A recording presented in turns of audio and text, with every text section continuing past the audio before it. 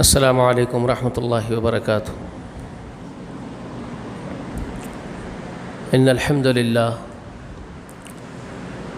نحمده ونصلی علی رسولہ الکریم، اما بعد فاعوذ باللہ السمیع العلیم من الشیطان الرجیم، بسم اللہ الرحمن الرحیم۔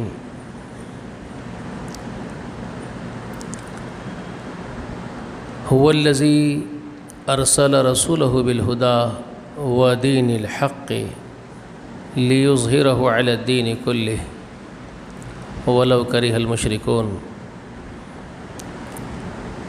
ہر قسم کی تعریف، حمد و ثنا، بڑائی و بزرگی اللہ جل جلالہ و جل شانہ کے لیے لائق و زیبا ہے۔ درود و سلام ہو تمام انبیاء و تمام مرسلین پر، اور خصوصاً اللہ کی بے شمار رحمتیں و برکتیں نازل ہو نبی آخر الزمان سید المرسلین والرحمۃ للعالمین و خاتم النبیین محمد الامین صلی اللہ علیہ وآلہ وسلم پر۔ اللہم صلی علی محمد وعلی آل محمد وبارک وسلم۔ دین محمد صلی اللہ علیہ وآلہ وسلم کے اس عنوان سے مسجد حاضہ میں جو درس چل رہا ہے، آج اس کا تسلسل ہے۔ گزشتہ کے درس میں آپ کے سامنے میں نے پہلی وحی کا تذکرہ کیا۔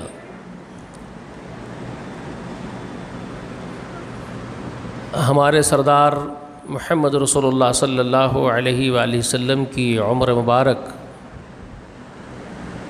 قمری اعتبار سے 40 سال 6 مہینے،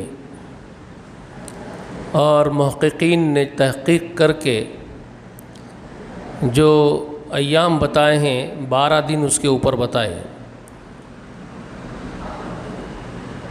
ہمارے اساتذاؤں میں سے دارالسلفیہ بنارس کے استاد محترم شیخ صفی الرحمن مبارک پوری رحمۃ اللہ علیہ، جو ہمارے بیچ اب نہیں ہیں، اللہ ان پر رحم فرمائے، ان کی قبر کو نور سے منور فرمائے، انہوں نے یہ لکھا ہے کہ جس دن پہلی وحی نازل ہوئی تھی وہ شمسی کیلنڈر کے اعتبار سے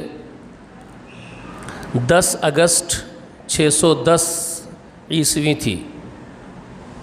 جو شمسی کیلنڈر ہوتا ہے ہمارا، جو میں نے آپ کو بتایا، گزشتہ تفصیل کے ساتھ بتا دیا، یہ عیسوی جس کو آپ کہتے ہیں، جس کا تعلق عیسیٰ علیہ السلام کے بعد سے ہے، کیلنڈر کا تعلق، تو اس عیسوی کے اعتبار سے 10 اگست سن 610 عیسوی پہلی وحی کی تاریخ ہے، اور وہ دن دوشنبے کا دن تھا، یعنی پیر کا دن۔ اس تاریخ کا اعتبار کرتے ہیں تو رمضان کے مہینے کی تاریخ جو قمری تاریخ ہے، انہوں نے لکھی ہے کہ قمری تاریخ جو انہوں نے تحقیق کی اور جس کی تفصیل میں نے گزشتہ کے درس میں آپ کے سامنے بتا بھی دی، رمضان کی 21ویں شب تھی، پیر کا دن تھا، جس دن وحی نازل ہوئی تھی، پہلی وحی۔ میں نے وہ تاریخ کا حوالہ آپ کو گزشتہ پورا تفصیل کے ساتھ لکھا دیا تھا، بتا دیا تھا۔ اور قمری اعتبار سے ہمارے آقا علیہ الصلوۃ والسلام کی عمر مبارک جس دن وحی نازل ہوئی، اس وقت میں نے آپ کو بتا دیا 40 سال 6 مہینے اور 12 دن بنتے ہیں۔ شمسی اعتبار سے کاؤنٹ کرتے ہیں اگر اسی کو، تو وہ بنتے ہیں 39 سال، یعنی 39 ایئرس 3 مہینے 22 دن۔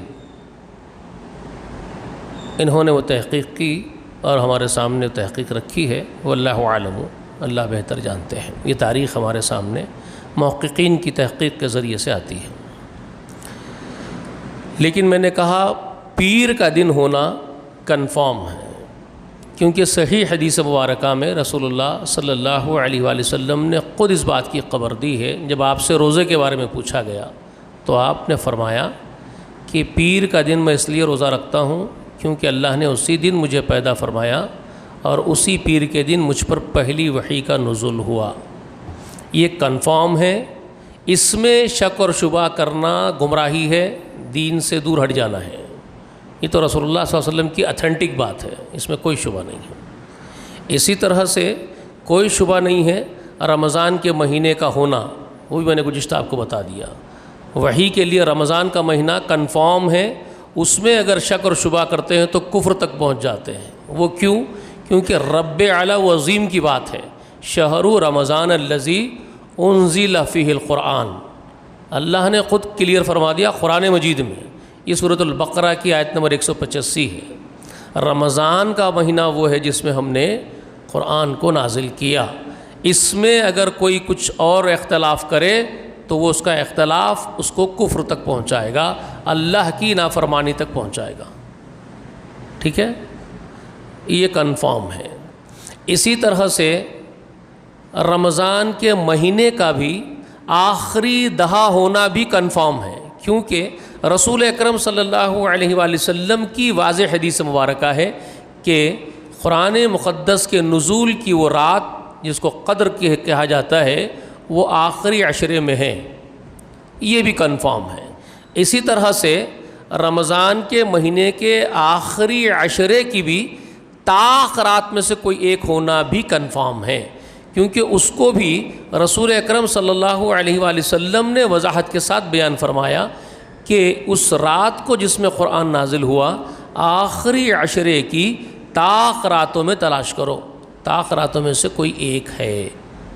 یہاں تک اتھینٹک کنفرم قبریں ہیں۔ اس کے بعد جو قبریں ہیں اس میں ہم یہ اتھینٹک کنفرم گارنٹیڈ ہم نہیں کہہ سکتے ہیں، وہ اللہ اعلم کہتے ہیں، اللہ بہتر جانتا ہے، لیکن جو باتیں ہم تک پہنچتی ہیں وہ ہم آپ کے سامنے ذکر کر دیتے ہیں۔ جیسے کہ میں نے آپ سے گزشتہ بھی کہا کہ اس کی 21 تاریخ کو وحی کا اترنے کے دلائل جو ہمارے اساتذاؤں میں سے استاد محترم صفی الرحمن مبارک پوری رحمۃ اللہ علیہ نے تحقیق کے ساتھ جو لکھا میں نے آپ کو گزشتہ سنا دیا۔ پھر وہ حدیث کا بھی سہارا لے کر کے میں نے آپ کو بات بتا دی جس کے راوی غالباً ابو سعید خدری ہے، جس میں پہلا دہا بھی دوسرا دہا بھی اعتکاف کرنے کی قبر ہے، اس کے بعد تیسرے دہے کی بھی، یعنی پورے مہینے کے اعتکاف کی قبر انہوں نے دی۔ اس میں انہوں نے کہا کہ آخری دہے کی پہلی رات کو بارش ہوئی، یعنی آخری دہے کی پہلی رات کو 21ویں رات کو بارش ہوئی، چھت سے پانی ٹپکا، مسجد میں پانی آ گیا۔ اب ہمارے لیے رسول اللہ صلی اللہ علیہ وسلم نماز پڑھا رہے تھے، قیام اللیل میں تھے ہم رسول اللہ کے ساتھ، آپ صلی اللہ علیہ وسلم سجدہ کر کے اٹھے تو آپ کے پیشانی مبارک کو کیچڑ لگ گیا، اور یہی ہو بہو رسول اللہ کو دن میں خواب میں دکھایا گیا تھا کہ بارش ہو رہی ہے، مسجد میں پانی آ رہا اور میرے ماتھے پر کیچڑ لگا ہوا ہے۔ رسول اللہ کو خواب میں دکھایا گیا تو رسول اللہ نے اپنے صحابہ سے اس خواب کا ذکر کیا تھا کہ مجھے یہ خواب دکھایا گیا ہے، تو پھر وہ اس کو انہوں نے رات میں، وہ خود کہتے ہیں جس وقت خواب بیان کرے تھے اللہ کے رسول دن میں کوئی بارش کے آثار نہیں تھے، اچانک رات مغرب ہوتے بارش شروع ہو گئی، بادل آ گئے، بارش ہوئی اور رات میں پانی ٹپکا اور آپ صلی اللہ علیہ وسلم کے ماتھے پر کیچڑ بھی لگ گیا۔ گویا ہم نے اس نشانی کو جو رسول اللہ کو دکھایا گیا تھا خواب میں، ہم نے خود اپنی آنکھوں سے اس کو ظاہر ہوتے ہوئے دیکھ لیا، یہ صحابی کہتے ہیں۔ تو اس سے بھی تقویت ملتی ہے کہ 21ویں رات ہی وہ رات تھی جس تحقیق کو، یعنی ہمارے استاد کی تحقیق کو تقویت ملتی ہے اس حدیث رسول سے بھی، جس سے یہ بات 21ویں رات کو ثابت ہوتی ہے۔ اور پھر میں نے آپ سے یہ بات بھی بیان کر دی جو مسلم شریف میں حدیث ہے، مسلم شریف کی حدیث تو ضعیف ہوتی نہیں ہے، صحیحین میں سے بخاری میں اگر اکیلی کسی حدیث کو بیان کر دیا جائے تو اس کو درجہ دوم پر رکھا جاتا ہے صحیح حدیث ہونے کے۔ اگر کسی حدیث کو صرف مسلم اکیلے بیان کر دیتے ہیں تو اس کے صحیح ہونے کے تیسرے حصے پر رکھا جاتا ہے، اور پہلا حصہ کیا ہوتا ہے حدیث کے صحیح ہونے کا؟ جس کو دونوں نے بیان کیا ہو، شیخین نے، شیخین کہتے ہیں ان دونوں محدثین کو، محدثین کی جماعت کی اصطلاح میں جو جماعت محدثین ہے، تو یہ محدثین کی جماعت میں ان کے نزدیک ان دونوں محدثوں کو شیخین کہا جاتا ہے، دونوں کو ملا کے جب بیان کیا جاتا ہے، امام بخاری اور امام مسلم، یعنی محمد بن اسماعیل البخاریو، ان کا نام محمد ہے، بن اسماعیل ہے، ٹھیک ہے،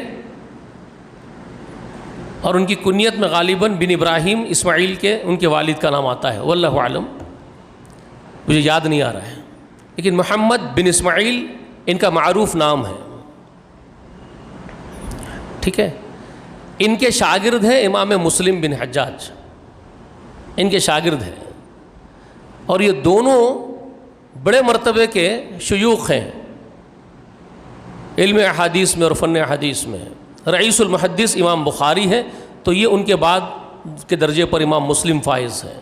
تو کسی حدیث کو اگر دونوں مل کر کے بیان کرتے ہیں، امام بخاری بھی اپنی کتاب صحیح بخاری میں نقل کر دیں اور امام مسلم بھی اپنی کتاب صحیح المسلم میں اس کو اگر نقل کر دیتے ہیں، تو پھر وہ دونوں کی بیان کردہ حدیث وہ درجے صحیح کے درجے میں جو صحیح حدیث ہونے کے مدارج ہیں ان میں سب سے ٹاپ پر آتی ہے، نمبر 1 صحیح ہونے کے اعتبار سے، اور دوسرے نمبر پر کیا آتی ہے، میں نے کہا جس کو اکیلے امام بخاری بیان کرتے ہیں، اور تیسرے نمبر پر آتی ہے جس کو اکیلے سے مسلم بیان کرتے ہیں، ٹھیک ہے۔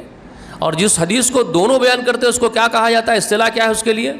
محدثین کے نزدیک اس کی اصطلاح کیا ہے جانتے ہیں؟ جس کو دونوں بیان کر دیں، متفقن علیہ، علیہ یعنی اس کی سند، ہی سے مرجع کیا ہے، علیہ سے مراد کیا ہے، اس حدیث کی سند، علیہ جو حدیث بیان ہو رہی ہے علیہ اس کی سند پر متفقن علیہ، سب کا اتفاق ہے، حالانکہ دونوں نقل کرے ہیں، تو ان دونوں کے شرائط پر کسی حدیث کو صحیح قرار دے دینے سے تمام محدثین راضی ہیں، جتنے محدثین آئے ہیں اس دنیا میں سب اس پر اکتفا کر لیے، اس پر رضامندی کی مہر لگا دیے ہیں کہ اگر کسی ایک حدیث کی سند کو امام بخاری بھی صحیح بول دے اور امام مسلم بھی صحیح بول دے تو وہ حدیث محدثین کے نزدیک کیا ہو جاتی ہے، پھر متفقن علیہ، کہ اس کی سند کے صحیح ہونے پر سب محدثین کا اجماع ہو جاتا ہے، اس میں پھر کوئی شک اور شبہ کسی کو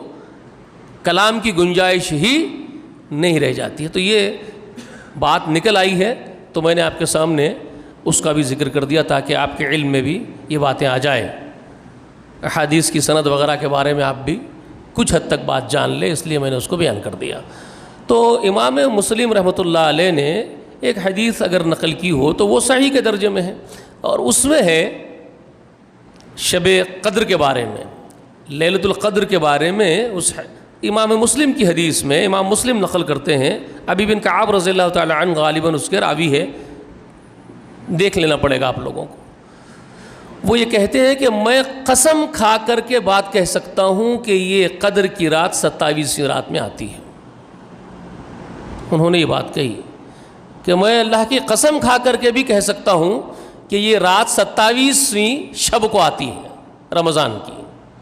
اسی لیے آپ دیکھتے ہیں پوری امت کے ہر فرقے کا آدمی 27ویں رات کو جگنے کی رات کہہ کر کے اہتمام کرتا ہے، پوری مسجدیں سجائی جاتی ہیں، ان کے پاس دلیل ہے یہی حدیث جو مسلم شریف میں ہے کہ صحابی فرما رہے ہیں کہ میں قسم کھا کے کہہ سکتا ہوں کہ وہ 27ویں شب ہے، تو انہوں نے اس کو پکڑ لیا، اس پر اکتفا کر لیا۔ جبکہ ہمارا منہج کیا ہے؟ ہمارا منہج سے مراد صحابہ اکرام کا منہج، ہمارے اسلاف کا منہج، میرا نہیں، آپ کا نہیں، ہمارے اسلاف کا منہج کیا ہے؟ طاق راتوں میں سے کوئی ایک ہو سکتی ہے، اس کو تلاش کرو، رسول اللہ کا حکم ہے، اس لیے رسول اللہ کا حکم ہمارے سر آنکھوں پر ہے، ہم رسول اللہ کے حکم آنے کے بعد چوں چرا اگر مگر ادھر ادھر جھانکتے ہی نہیں۔ رسول اللہ کا حکم کلیئر ہے ہمارے سامنے کہ آخری عشرے کی کوئی بھی ایک رات ہو سکتی ہے، تم اس کو تلاش کرو، اور واضح فرمایا مجھے اللہ نے اس رات کا علم دیا تھا، مجھے بتایا تھا کب ہے، لیکن مجھے بھلا دیا گیا. 2 بھائی لڑ رہے تھے, جھگڑا چکانے گئے تو بھلا دیے گئے, تو فرمایا مجھے بھلا دیا گیا, تو اب تم اس کو آخری عشرے کی طاق راتوں میں ہی تلاش کرو. تو ہم حکم کے غلام ہیں, ہم خادم ہیں رسول اللہ کے, ہم ادھر ادھر نہیں جھانکتے. ہم سے کہہ دیا گیا کہ آخری عشرے میں تلاش کرنا, تو ہم اسی پر جمے رہیں گے یہاں تک کہ ہماری موت ہو جائے. ہم ادھر سے ادھر نہیں ہوں گے انشاءاللہ. ہم نہیں کہیں گے کہ 27ویں رات ہی ہے تو بس ایک ہی رات سجاؤ مسجدیں, نہیں, ہم نہیں کہیں گے. اور مسجدیں سجانا نہیں, دلوں کو سجانا, ایمان کو سجانا زیادہ امپورٹنٹ ہے. مسجدیں سجانا, لائٹاں لگانا, چراغاں لگانا مسجد کو, یہ تو ناپسندیدہ عمل ہے, یہ لوگوں کو نہیں معلوم ہے. آپ صلی اللہ علیہ وسلم نے قیامت کے قریب برے لوگوں کی علامت بتائے جو مسجدوں کو روشن کریں گے چراغوں سے, یعنی لائٹاں لگائیں گے, جو ہمارے پاس لگ رہے ہیں آج, جن کے دل ویران ہوں گے, جن کے ایمان سے دل ویران ہوں گے اور مسجدیں سجائی اور روشن کی جائیں گی, تو برے لوگوں کی علامات ہیں. تو ہم وہ کام تو نہیں کریں گے. ہاں, اللہ کے گھر ہے, صاف ستھرے رکھیں گے, خوشبو سے معطر رکھیں گے, جو رسول اللہ کا حکم ہے. مسجدوں کو صاف رکھو, خوشبو سے معطر رکھو, اس کا ادب ملحوظ رکھو, اللہ کے گھر ہونے کے اعتبار سے وہ سب کچھ کریں گے. لیکن اللہ کے گھروں کو روشن چراغوں سے کر کے دکھاوے اور ریاکاری کا کام نہیں کریں گے. اس میں آ کر کے اللہ کی عبادت کر کے اللہ کی عبادتوں سے اس کو آباد کریں گے. یہی اس کی آبادی ہے, سب سے بہترین آبادی مسجدوں کی. ٹھیک ہے, تو خیر اب یہ بات آ گئی تو میں نے آپ کو یہ ساری باتیں تفصیل بتا دی. کیا معلوم ہوا؟ سب باتیں سمجھ میں آ گئی آپ کو. وحی کی تاریخ, کیا تاریخ عیسوی کے اعتبار سے تحقیق کی گئی تو کیا تاریخ آئی ہے سامنے؟ 10 اگست 610 عیسوی. قمری اعتبار سے مہینہ کون سا آتا ہے؟ کنفرم ہے, کوئی شک شبہ نہیں, رمضان کا مہینہ. رمضان کے مہینے کا دہا کون سا آتا ہے؟ آخری دہا. آخری دہے میں طاق راتوں میں سے کوئی ایک رات, واللہ عالم. 21ویں رات کی بھی تحقیق کی گئی ہے, لیکن اللہ کو خوب علم ہے. 21ویں پہلی وحی کی تاریخ تو ہو سکتی ہے, لیکن ہر وقت قدر اسی رات کو آئے یہ ضروری نہیں ہے. وہ ہو سکتا ہے طاق راتوں میں سے کوئی ایک رات ہو, کیونکہ وقت گھومتا رہتا ہے, تاریخیں بدلتی رہتی ہیں. ٹھیک ہے. ان فی خلق السماوات والارض واختلاف اللیل والنہار لآیات لأولی الالباب. رب کبریا نے خود قرآن مقدس سورہ آل عمران میں اس بات کی خبر دی, اور نہ صرف آل عمران میں, بقرہ میں بھی ہے یہی آیت. اسی طرح کی آیت سورۃ البقرہ میں بھی ہے. سورۃ البقرہ میں غالباً وہ آیت نمبر 163 ہے, آپ دیکھ لیجئے گا, جس میں اللہ تعالیٰ نے اسی آیت کو بیان کیا, ان فی خلق السماوات والارض واختلاف اللیل والنہار. وہاں سورۃ البقرہ میں جو ہے واختلاف اللیل والنہار کے بعد والفلک التی تجری فی البحر, ابھی اس میں اور بھی چیزوں کا ذکر ہے. آل عمران میں ہے ان فی خلق السماوات والارض واختلاف اللیل والنہار لآیات لأولی الالباب. بے شک آسمانوں اور زمین کی پیدائش میں, رات اور دن کے اختلاف میں, کبھی رات چھوٹی ہو جاتی ہے دن بڑا ہو جاتا ہے, کبھی دن بڑا ہو جاتا ہے تو رات چھوٹی ہو جاتی ہے, کبھی عیسوی کے کیلنڈر میں آپ رمضان کو دیکھ رہے ہیں اپریل میں آ رہا ہے, تو کبھی مئی میں آ رہا ہے, تو کبھی جون میں آ رہا ہے نا. ہم گزشتہ جولائی میں رکھتے تھے, اس کے بعد جون میں رکھتے تھے روزے, پھر اس کے بعد مئی کے مہینے میں آ گئے, اب اپریل کے مہینے میں آ گئے ہم لوگ روزے رکھتے ہوئے. تو وقت تو گھوم رہا ہے نا, تو وقت گھومتا ہے. تو ہو سکتا ہے جس وقت وہ پہلی وحی نازل ہوئی اس دن تو رمضان کی 21 تاریخ ہو, لیکن اس کے بعد ضروری نہیں ہے کہ وہ ہمیشہ وہیں پر رہے.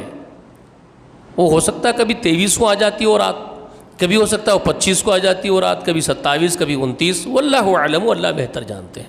تو اس کے لیے کسی ایک کو پکڑ لینا یہ درست نہیں ہے, بلکہ رسول اللہ کے حکم پر عمل کرنا درست ہے اور صحیح ہے.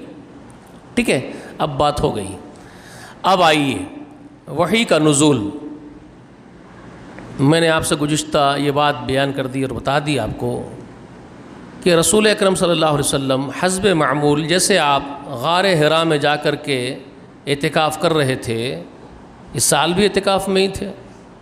جب آپ اعتکاف کے لیے جا کر کے غار حرا میں بیٹھ جاتے, گویا آپ متلاشی تھے حق کے, گویا آپ حق کو ڈھونڈ رہے ہیں. آپ معاشرے کی حرکات سے, ان کے زندگی گزارنے کے طرز زندگی کے طریقہ کار سے آپ بہت زیادہ دل برداشتہ اور پریشان اور صدمے میں اور غم میں رہا کرتے تھے اپنے معاشرے کی وجہ سے کہ یہ کیا بگاڑ ہے میری قوم میں. ان کو وہ درد اور وہ تکلیف کھائی جا رہی تھی رسول اللہ کو, تو وہ اپنے رب سے لو لگاتے تھے, گویا اپنے رب کی عبادت کر رہے ہوں اور اپنے رب سے درخواستیں کر رہے ہو کہ پروردگار کچھ ایسا انتظام کر دیجئے کہ کچھ سدھار ہو جائے. ایک تڑپ ہے جو امنگیں مار رہی ہے دل میں, ہے نا. تو آپ علیہ الصلوۃ والسلام جا کر کے غار حرا میں وقت کاٹتے تھے اپنا. اور ایک بات یاد رکھ لیجئے, رسول اللہ صلی اللہ علیہ وآلہ وسلم کے اس لائے ہوئے شریعت میں, اس دین میں رہبانیت نہیں ہے, ترک دنیا نہیں ہے, گوشہ نشینی نہیں ہے. خود رسول اللہ کا فرمان ہے, صحیح حدیث ہے رسول اللہ کی, لا رہبانیت فی الاسلام, میرے دین اسلام میں رہبانیت ہے ہی نہیں. رسول اللہ نے کلیئر فرما دیا. اب یہ جو صوفی حضرات ہیں, ایک کانسیپٹ زمین کی پشت پر تصوف کے شکل میں بھی ہے, وہ بھی ایک نظام دین ہے. مگر یاد رکھنا, میری بات ذرا چبھتی ہوئی لگے گی لوگوں کو, اور چبھے گی تو میں معذرت چاہ رہا ہوں, تحقیق کر لیجئے. کوڑھنے سے, مجھے گالی گلوچ کرنے سے مسئلہ حل نہیں ہوگا. تحقیق کیجئے, نیوٹرل ہو کر کے, اللہ اس کے رسول سے محبت کرتے ہوئے تحقیق کیجئے پورے عدل و انصاف کے ساتھ, تو آپ اس بات کو جان پائیں گے جو میں کہہ رہا ہوں کہ یہ جو تصوف کے نام سے صوفیزم کا جو نظام دین چل رہا ہے, وہ اسلام نہیں بلکہ اسلام کے خلاف اینٹی اسلام نظریہ ہے, اینٹی اسلام دین ہے, جو اسلام کے متضاد اپوز کرنے کے لیے اسلام کو کھڑا کیا گیا ہے. ورنہ اسلام اور تصوف میں مشرق و مغرب کا تفاوت ہے. اب یہ بات میں ایسے ہی بول رہا ہوں, آپ ایسے ہی سن رہے ہیں. میری گزارش ہے کہ اللہ کے لیے جائیے, پورے جی جان کے ساتھ ایڑی چوٹی کا زور لگا کر کے علم کے لیے وقت نکالیے, علم حاصل کیجئے, تحقیق کیجئے, تمام کتابوں کو چھانیے. اس کے بعد آپ آ کر کے مجھ سے خود ہی کہیں گے کہ آپ نے جو کچھ کہا وہ ہم نے صحیح پایا. متضاد دین ہے, اسلام سے کوئی تعلق نہیں اس کا. اسلام میں رہبانیت نہیں ہے, مگر تصوف کی بنیاد ہی رہبانیت پر ہے. سمجھ رہے ہیں بات کو؟ ترک دنیا, سنیاس لے لینا, ساری دنیا کو خیر آباد کہہ دینا, شادی بیاہ نہیں کرنا, دنیا سے تعلق کو توڑ لینا, گوشہ نشین ہو جانا, عبادتوں ریاضتوں میں مراقبوں کے اندر بیٹھ کر کے پوری زندگی کھپا دینا, یہ تصوف کی بیس ہے, یہ بنیاد ہے ان کے پاس. اور اس کو وہ کہتے ہیں کہ دین کا سب سے اعلیٰ درجہ یہی ہے.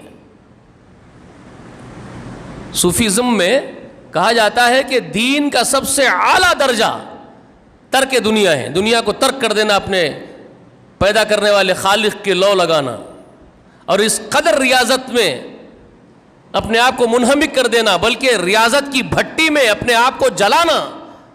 وہ کہتے ہیں کہ ریاضتوں کی بھٹی میں, عبادت کی بھٹی میں, ریاضت کی بھٹی میں اپنے آپ کو, اپنی روح کو اس طرح جلانا اور جلا کر کے پاک کرنا کہ پھر وہ روح خود ایک وقت یہ دعویٰ کرے کہ انا الحق, میں ہی حق تعالی ہوں.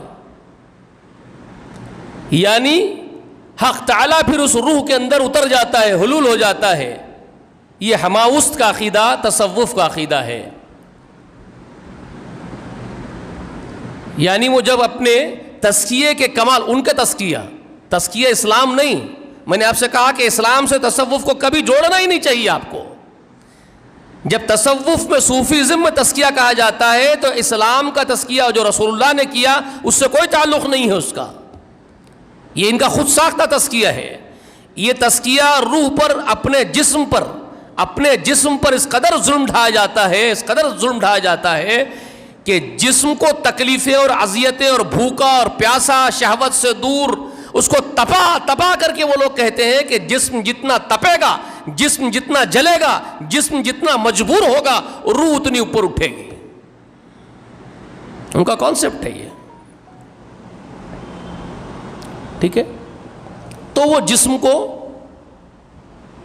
تکلیفیں دیتے ہیں، اذیتیں دیتے ہیں. اسلام میں حرام ہے.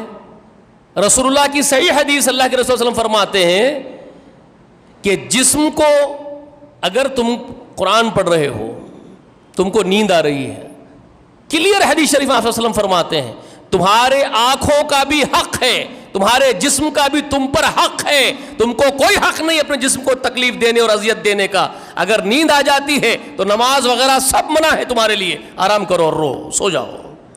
رسول اللہ کی واضح حدیث ہے. دسترخوان بچھا دیا گیا ہو، کھانا سامنے رکھ دیا گیا ہو، نماز نہیں ہے اس کے بعد، پہلے کھانے سے فارغ ہو. تمہارے جسم کا تمہارے اوپر حق ہے، تمہاری بھوک کا تمہارے اوپر حق ہے. پہلے کھانا تناول کرو، پھر آ کر کے اللہ کے حضور میں نماز پڑھو. اس کے بغیر نہیں ہے. یہ اسلام. اور وہ اس کے الٹ کرتے ہیں، جسم کو تکلیف دو، اذیت دو. تو کوئی تعلق ہی نہیں ان کا دونوں کا. بہت دور دور کا فرق ہے دونوں میں. ٹھیک ہے.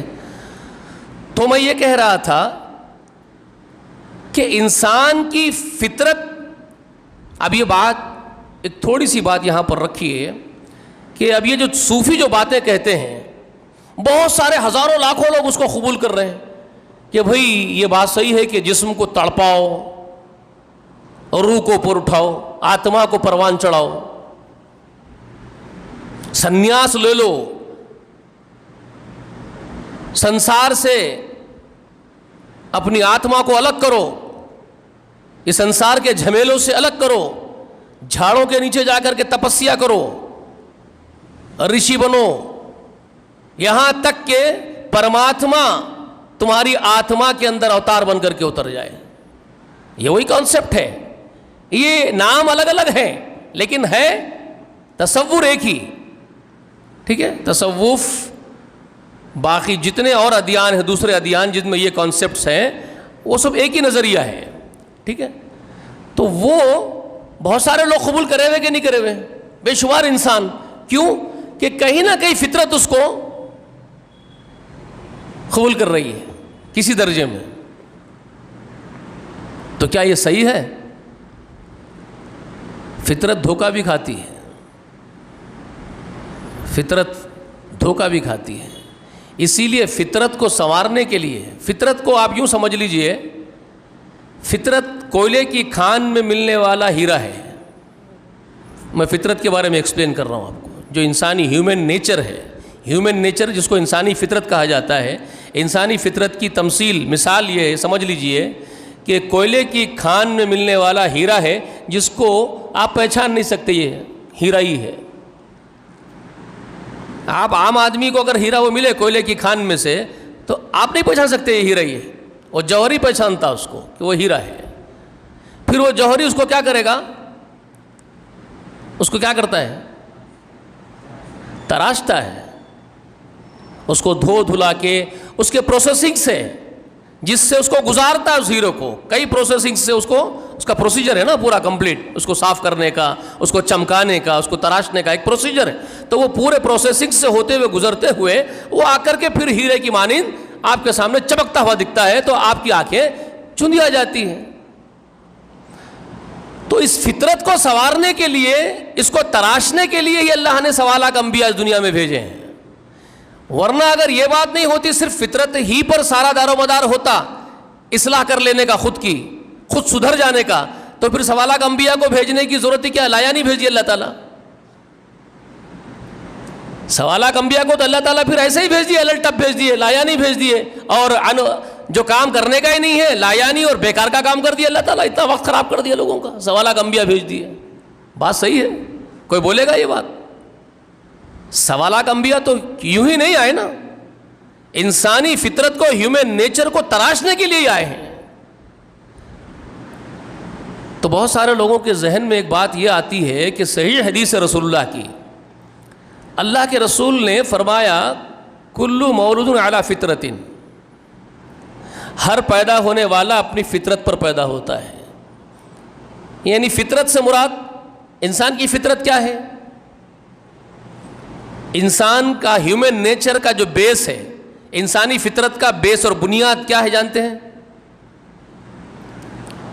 اسلام۔ اسلام یعنی اسلام کیا ہے؟ بہت سارے لوگوں کے ذہن میں یہ بات آئے گی کہ اسلام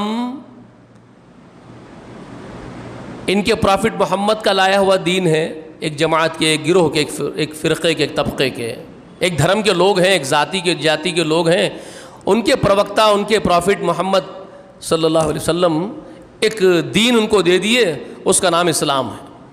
لوگ اتنا ہی جانتے ہیں اس کے بارے میں، نہیں ہے، غلط بات ہے۔ اسلام کسی ایک دھرم کے ماننے والے، کسی ایک پرٹیکولر طبقے کا اور پرٹیکولر ایک گروپ کا، ایک گروہ کا دین نہیں ہے، اور یہ محمد رسول اللہ کا اکیلے کا لایا ہوا اس پروکتا کا دین نہیں ہے۔ یہ اس پروکتا کا بھی دین ہے، میری بات سمجھ لیجئے، اسی پروکتا، اسی پروفٹ محمد کا ہی دین نہیں ہے، بلکہ اس پروفٹ محمد رسول اللہ کا بھی دین ہے۔ مطلب یہ ہے کہ یہ پہلے نہیں ہے، آخری نہیں ہے، یہ آخری ہے، پہلے نہیں ہے۔ آدم جب سے پہلا انسان وجود میں آیا ہے، سب سے پہلا منشیہ، یہ اسلام اسی کے ساتھ اس کو پیدا کرنے والے کا دیا ہوا نیم ہے۔ جس پربھو نے، جس کریٹر نے، جس اللہ نے سب سے پہلے جو انسان کو پیدا کیا، بلکہ انسان کو پیدا کرنے سے پہلے بھی ایک مخلوق جنات پیدا کیے گئے تھے، وہ جناتوں کو بھی یہی دین دیا تھا اسلام، جو انسان کے، منشی کے، مانو جاتی کے پیدا ہونے سے پہلے بھی ایک مخلوق جو اس زمین کی، اس پرتھوی کے اوپر رہتی تھی، جو جنوں کی شکل میں، ان کے لیے بھی یہی نظام تھا، اسلام، یہی دین تھا، یہی طریقہ تھا، اور یہ ان کی فطرت سے بھی وابستہ، ان کے نیچر سے بھی وابستہ کیا گیا تھا اس کو۔ اور پھر جب انہوں نے اپنی فطرت کے خلاف کیا، اپنے نیچر کے خلاف اور اینٹی نیچر کام کیے، تو ان کا اقتدار چھین کر کے مانو جاتی کو دیا گیا، آدم کو اور اس کے بیٹوں کو دیا گیا۔ تو وہی دین، فطرت اسلام، ان سے بھی ریلیٹڈ کر دیا گیا، ان سے بھی ریلیٹڈ کر دیا گیا، ان سے بھی مربوط کر دیا گیا، منشی جاتی سے بھی۔ اس فطرت کا نام، اس بیس کا نام ہے اسلام، جو آدم خود بھی لے کے آئے ہیں، وہی اسی کو انٹروڈیوس کروایا ہے، جس کو کچھ لوگ منو کہتے ہیں، اور ہم عربی زبان میں اس شخص کا نام نوح علیہ الصلوۃ والسلام کہتے ہیں، انہوں نے بھی اس کو انٹروڈیوس کروایا۔ آپ جن کے نام سے منو اسمرتی لکھ لیتے ہیں، منو اسمرتی لکھتے ہیں، ہم نوح علیہ الصلوۃ والسلام کے واقعات اس کو کہتے ہیں۔ سچے واقعات قرآن مقدس میں جو اتھینٹک ہے وہ جمع کر دیے گئے ہیں، باقی ہزاروں برس پہلے سے جو کتابیں میں چلے آ رہی تھی، اس میں لوگوں نے رد و بدل کر دیا، اس میں بدلاؤ کر دیا، اس لیے وہ اتھینٹک نہیں رہے۔ ٹھیک ہے، یہ وہ ریالٹیز ہیں جو آپ کو معلوم ہونے ضروری چیزیں ہیں، مجھے آپ کو بتا رہا ہوں۔ اسی کو ابراہیم نے بھی، جس کو ابراہم بھی کہا جاتا ہے، کچھ اور لوگ ہیں دوسرے طبقے کے لوگ ہیں، وہ ابراہم نام دیتے ہیں۔ عربی میں رسول اللہ صلی اللہ علیہ وسلم نے ان کا نام ابراہیم بیان کیا ہے، تو ہم ابراہیم کہتے ہیں۔ وہی شخص ہے وہ، جنہوں نے اسی اسلام کو، اسی ہیومن نیچر کو، اسی بیس کو انٹروڈیوس کروایا ہے۔ تو یہ ہے وہ اسلام جو فطرت ہے، نیچر ہے، اس کو کیا کہتے ہیں؟ فطرت. تو رسول اللہ جو خبر دے رہے ہیں صحیح حدیث میں، کلو مولود علی فطرت، ہر پیدا ہونے والا اپنی فطرت پر پیدا ہوتا ہے. تو رسول اللہ اس سے یہ بات سمجھانا چاہتے ہیں مانو جاتی کو کہ جو بھی منشی کا بیٹا پیدا ہوتا ہے اس سنسار میں، وہ اپنے اسی بیس پر، بنیادی فطرت پر، جس پر اس کے پیدا کرنے والے کریٹر نے اس کو پیدا کیا ہے، وہ اسلام ہے، اس پر ہی پیدا ہوتا ہے. پھر اس کے ماں باپ جس جاتی میں اپنے آپ کو پاتے ہیں، وہ اسے اپنی جاتی کی تعلیم دیتے ہیں، اپنی جاتی کا سبق سکھاتے ہیں، اس کو اس میں ڈھال لیتے ہیں. کسی یہودی کے گھر میں پیدا ہو گیا تو یہودی اس کو یہودی بنا دیتا ہے، کسی نصرانی کے گھر میں پیدا ہو گیا تو نصرانی اس کو نصرانی بنا دیتا ہے. اسی طرح سے ہر آدمی اپنے اپنے دھرم انوسار اس کی تعلیم دیتا ہے، اس کا تربیت کرتا ہے، اس کو اس کا ذہن، اس کا مائنڈ وہ بنا دیتا ہے. تو وہ اپنی فطرت سے ادھر ادھر ہو جاتا ہے، جس پر وہ پیدا ہوا اس سے وہ ادھر ادھر بھٹک جاتا ہے، لوگ اس کو بھٹکا دیتے ہیں. تو اب جو سوالاق انبیاء آئے ہیں اس دنیا میں، جو سوالاق 1,24,000 پلس پروکتا اس سنسار میں، اس پرتھوی پر آئے ہیں، وہ اسی اسلام کو تراشنے کے لیے آئے ہیں. انسان کے ہیومن نیچر کو تراشنے آئے ہیں. تو میں نے آپ سے اس لیے اس کی تمثیل بیان کی، مثال کہ فطرت کی مثال کوئلے کے کھان میں ملنے والے ہیرے کی ہے. وہ تو ہے ہیرا، وہ تو ہے پاک فطرت، جو ہے وہ تو پاکیزہ ہے فطرت، وہ تو ایشور کی دی ہوئی فطرت ہے، وہ اسلام ہے، لیکن ادھر ادھر کر دی گئی ہے. تو وہ پروکتا آتا ہے، اس کو تراشتا ہے، پھر وہ چمکتی ہے. شرط یہ ہے کہ وہ ہاتھ لگے اس پروکتا کے. اب ہاتھ نہیں لگتا ہے تو کوئلے میں کوئلہ پڑا رہے گا، تراشا ہی نہیں جائے گا. بات سمجھ میں آ گئی؟ کلیئر ہو گیا مسئلہ؟ تو فطرت میں یہ چیز ضرور ہے کہ وہ بھی اپنے رب سے لو لگانے کے لیے دنیا سے کٹ کے کچھ وقت چاہتی ہے. اب اصل بات آپ کو بتا رہا ہوں میں. انسانی فطرت، ہیومن نیچر کا تقاضا یہ بھی ہے کہ انسانی فطرت چاہتی ہے کہ یہ سنسار کے جھمیلوں سے کچھ وقت کے لیے تو اپنے آپ کو کاٹ کر کے اپنے رب سے، اپنے پیدا کرنے والے، اپنے پربھو سے کچھ لو لگائی جائے. لیکن اس کا مطلب یہ نہیں ہے کہ ساری زندگی ہی اس کے لیے وقف کر دی جائے، باقی سب کام چھوڑ دے اور وہ ایک ہی کام کرے. فطرت یہ بھی نہیں چاہتی، فطرت ایسا بھی نہیں چاہتی. ہیومن نیچر یہ بھی پسند نہیں کرتا کہ سارے کام سنسار کے چھوڑ دے اور صرف ایشور سے ہی لو لگائے، صرف پیدا کرنے والے کے ہی موہ میں لگ جائے. یہ بھی نہیں چاہتا. تو پھر کیا چاہتا؟ فطرت کیا چاہتی؟ اگر آپ دیکھیں گے فطرت کے اندر کتنی چیزوں کی اچھائیں پائی جاتی ہیں. تو یہ اچھا ہے کس کی طرف سے؟ فطرت میں جو اچھائیں ہیں یہ بھی تو کسی نے رکھا ہے. یہ جو آرزو ہے، جو خواہشات ہیں، یہ بھی تو کسی نے رکھی ہے اس کے اندر. تو کریٹر نے رکھی ہے. منشیہ کو پیدا کیا تو منشیہ کے ساتھ اللہ نے اس مانو جاتی میں صرف پروش ہی نہیں پیدا کیے. کچھ باتیں بہت امپورٹنٹ بتا رہا ہوں میں آپ کو. جب اس پربھو نے، خالق نے، کائنات پیدا کرنے والے پرماتما نے جب منشیہ جاتی کو پیدا کیا، مانو جاتی کو پیدا کیا، تو اس میں صرف پروش تو پیدا نہیں کیے، ساتھ میں استری بھی پیدا کی. تو کیوں پیدا کی؟ بیکار کے پیدا کر دی استری کو. اگر ایشور کو یہ منظور ہوتا کہ سارے سنسار کے کام چھوڑو اور صرف مجھ سے ہی وابستہ رہو، تو پھر استری کائے کے لیے پیدا کی؟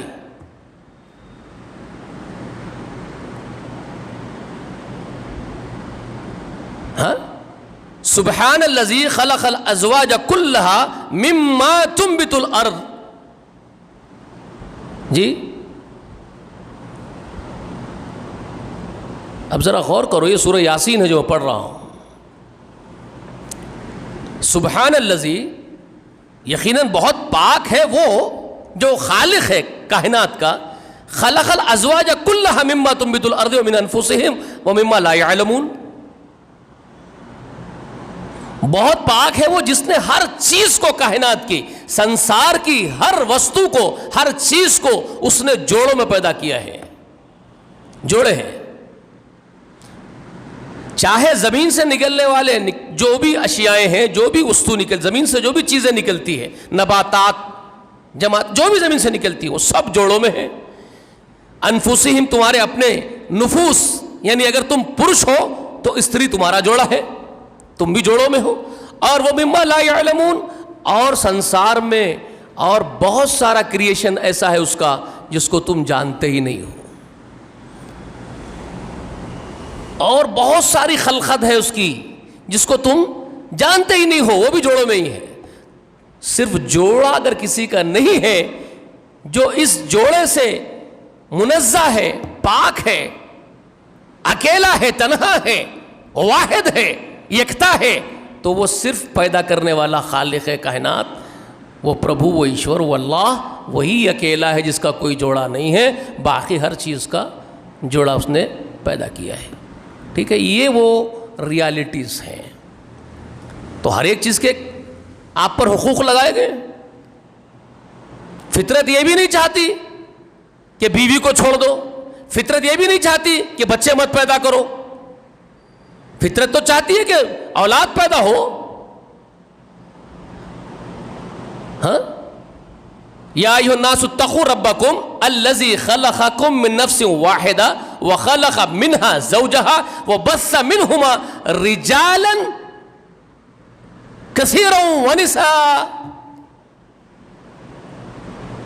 قرآن یہ بیان کرتا ہے، ہے مانو جاتی کے لوگوں، ہے انسانوں، اپنے پیدا کرنے والے سے ڈرو جس نے تم کو ایک ہی جان سے، یعنی پہلے پرش آدم سے پیدا کیا، اور اسی جان سے اس کا جوڑا، یعنی اس کی زوجہ، یعنی اس کی بیوی ہوا بنائی،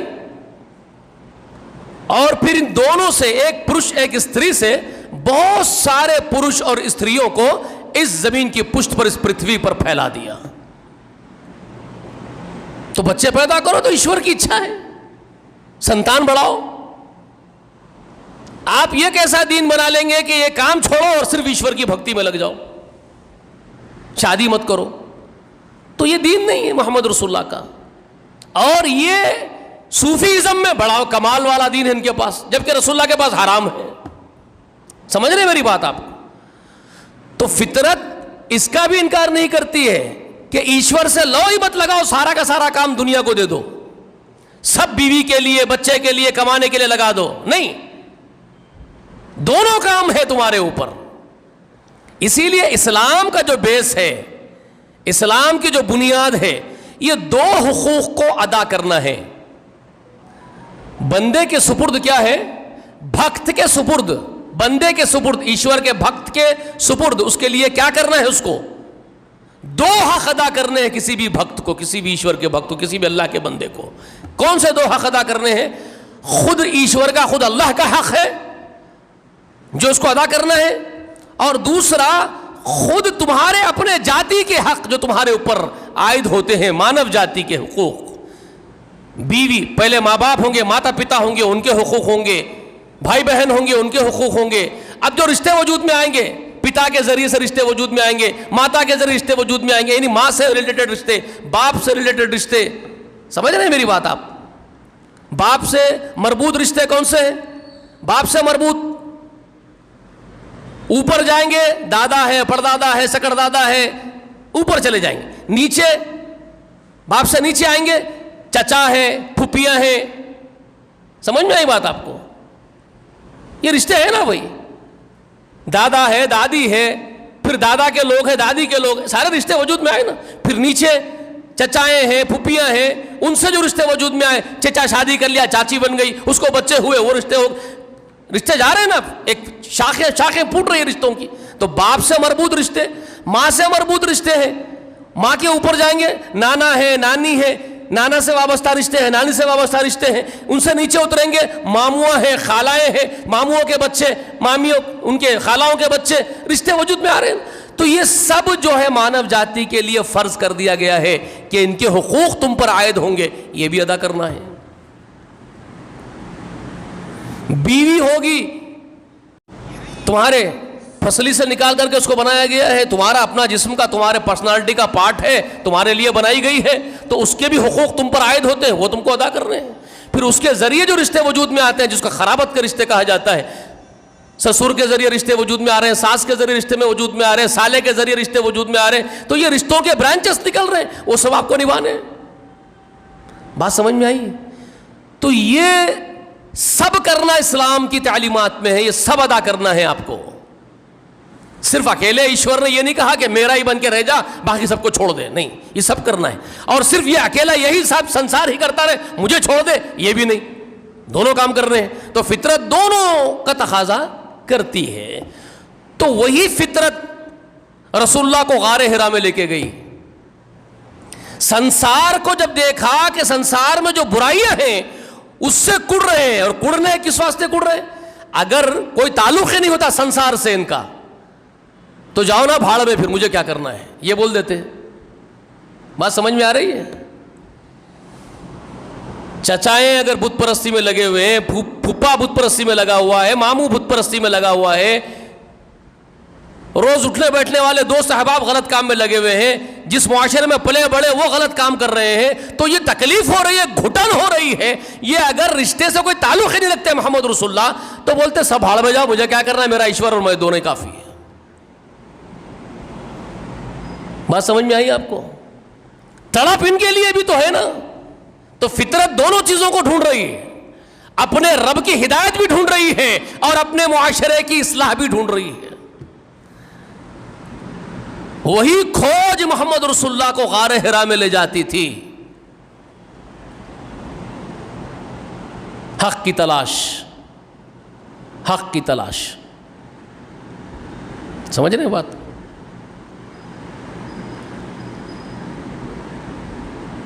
الم یجدک یتیما فآویٰ وجدک ضالا فہدیٰ۔ قرآن مقدس جو یہ گفتگو کرتا ہے، اللہ نے اپنے حبیب سے جو بات کی ہے، اے میرے نبی، میرے محبوب، کیا میں تجھے یتیمی کی حالت میں پایا تو میں تیرا سہارا نہیں بن گیا، اور میں تجھے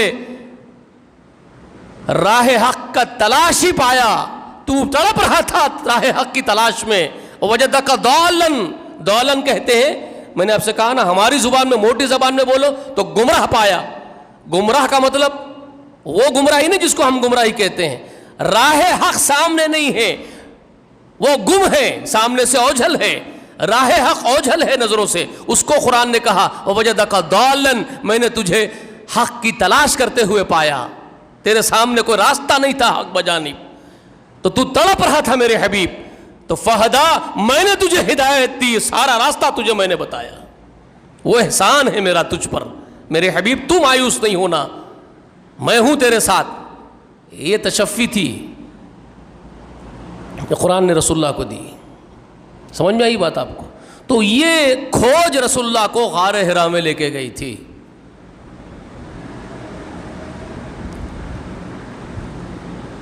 وہ دن تھا پہلا وحی کا دن، جس دن پہلی وحی رسول اللہ پر نازل ہوئی ہے۔ اور وہ کون لے کر کے اترا ہے؟ کون ہے وہ؟ جس کا مقام و مرتبہ کیا ہے جانتے ہیں؟ اللہ کے پاس۔ اللہ نے قرآن مقدس میں اس کا مرتبہ بیان کیا ہے۔ وہ عرش عظیم والے اللہ رب کبریا کے پاس بہت طاقتور ہے، اس کو ذو قوت المتین کہا گیا، اس کی بات سنی جاتی ہے آسمانوں میں، یعنی فرشتے اس کے تابع ہیں۔ جتنے ملائکہ ہیں آسمان میں اللہ کے یہاں، وہ کروڑوں کی تعداد میں ملائکہ ہیں۔ اور ملائکہ کا کیا آپ پوچھتے ہیں؟ کیسے کیسے ملائکہ ہیں؟ جاہل عرب مذاق اڑاتے تھے فرشتوں کا، معلوم نہیں تھا۔ اللہ نے جب سورہ تحریم میں غالباً جب کہا ہے 19 فرشتے جہنم پر فائز ہیں، تو مذاق اڑا رہے ہیں، بس 19 کافی ہے۔ ابو جہل بول رہا ہے بس 19 کافی ہے۔ ارے بدبختو، تم کو معلوم کیا ہے وہ 19 فرشتے کون سے فرشتے ہیں جو جہنم پر ہیڈ آف دا ڈپارٹمنٹ سے، وہ بڑے آفیسرز کی شکل میں۔ اب وہ ایک ایک فرشتے کے تحت کتنے لاکھوں ہیں آپ کو نہیں معلوم۔ وہ 19 تو چیف اینڈ کمانڈرز کی حیثیت سے وہاں کے بڑے آفیسرز ہیں وہ۔ ہیڈ آف دا ڈپارٹمنٹ جہنم کے اوپر جو معمور ہے. اور آپ کو جانتے بھی ہیں آپ ایک ایک فرشتہ کیا ہوتا ہے, میں آپ کو بتانے والا ہوں, آگے آ رہی یہ بات.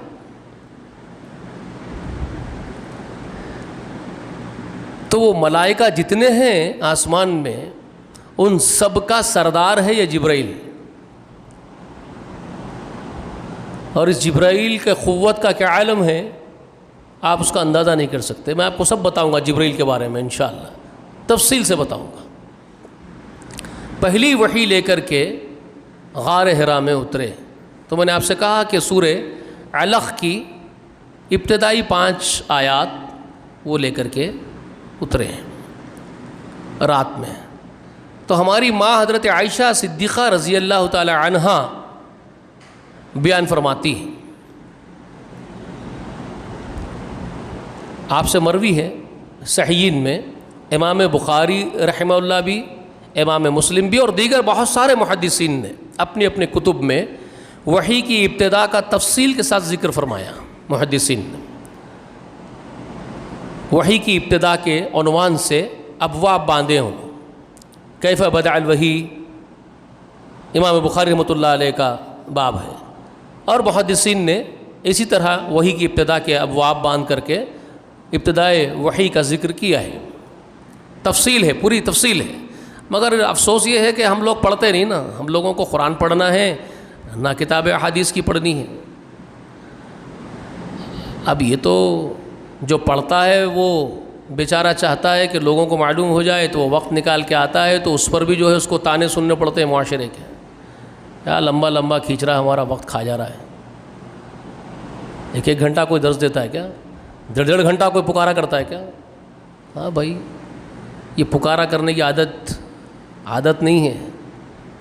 یہ ایک ڈیوٹی سمجھ کر کے کر لے رہے ہیں خوف خدا رکھتے ہوئے, اور دعا ہے کہ اللہ تعالیٰ قبول کر لے, اس لیے آ رہے ہیں. اور نہ ہم کو کوئی شوق ہے نہ عادت ہے پکارا کرنے کی. یہ اللہ کی محبت میں, رسول اللہ کی محبت میں آ رہے ہیں, وقت نکال کے آپ کو سمجھانا چاہتے ہیں. ٹھیک ہے, آپ کے تانے بھی گوارا ہے, کیونکہ یہ ہم اکیلے نہیں تانے سننے والے, ہزاروں برس سے تانے سنتے ہی آئے ہیں اللہ کے لوگ, اللہ کے بندے. ہم ان کی دھول کے برابر بھی نہیں ہیں, تو ہماری کیا اوقات ہے. ہماری خوش نصیبی ہے کہ اگر کوئی ہم کو تانے دیتے ہیں تو ٹھیک ہے, وہ بھی گوارا ہے ہم کو. تو ہماری ماں حضرت عائشہ رضی اللہ تعالی عنہا فرماتی ہیں کہ پہلی وحی کیسے اتری تھی. جیسے حسب معمول آپ غار حرا میں اپنا وقت گزار رہے تھے, اور آپ پورا وقت گزارتے تھے, توشہ لے کے جاتے تھے. ہماری ماں خبر دے رہی کہ رسول اللہ علیہ وسلم توشہ لے کے چلے جاتے تھے, کئی دن کا توشہ لے کے جاتے تھے. اب ذرا سوچئے توشہ کتنے دن تک اچھا رہتا ہے بھائی؟ 2 دن 3 دن 4 دن, پھر ختم ہو جاتا تھا تو پھر آتے تھے, پھر لے کے چڑھ جاتے تھے. 3 سال تک ہوا. کبھی ایسا بھی ہوتا تھا کہ ہماری ماں حضرت خدیجہ لے کر چڑھتی تھی توشہ, رسول اللہ نہیں آئے تو فکر ہو گئی, آپ عبادت میں لو لگا رہے ہیں.